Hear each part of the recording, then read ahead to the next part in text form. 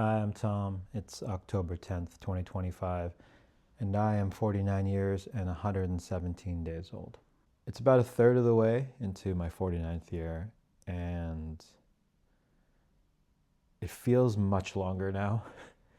I feel like I've been turning 50 for a couple of years. Part of that is because I do this, though not nearly as frequently as when I started. And part of it is just so much is happening. So much is happening, I guess, to me, but a lot more is just happening. And I'm obviously just more aware of all the things that are happening, as we all are. And to that end, I have definitely been pulling myself away from sources of information just because I don't think we're supposed to be informed on a minute by minute basis of everything that is going on in the world around us. And I've been thinking a lot about how you can hold space, how you can create space in your life and in your person for other people's emotions without feeling responsible for those emotions. I think that's a pretty big skill. I think initially it can feel like you're doing something wrong, like it's callous, like you're shirking some kind of responsibility. But I think there's no use in hearing someone or bearing witness to what someone is going through and then being crushed by the sense that you're responsible to change it. I also think that because we have so much access to things and because we are so aware, there is, in a way, a kind of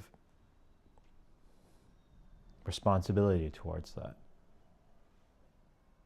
It calls to us, definitely. I think it calls to us from places that are weaponized against our attention and incentivized to play with our emotions. And that's where this push and pull comes from. And where you need to decide for yourself what my role is in this. You can't not be part of it. And I think that is what is burdening a lot of people. That you want to not be part of it. You want to not know. Ignorance is bliss. You just want to get away from it for a while. I don't think there's an option to get away fully from the events of the world.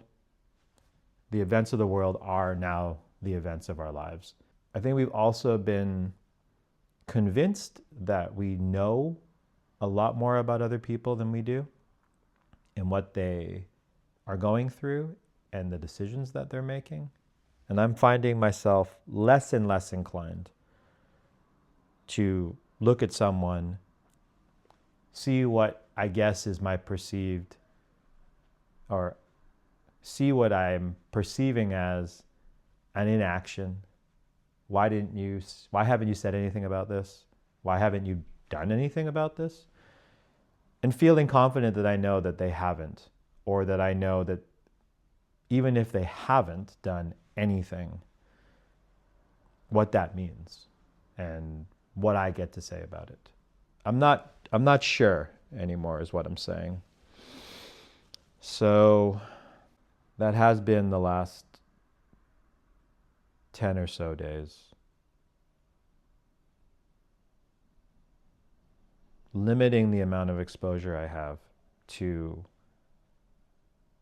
just the sheer information flow, while also continuing to have a sense of like what I am in these moments. And then working out a way for that not to just push me towards nihilism.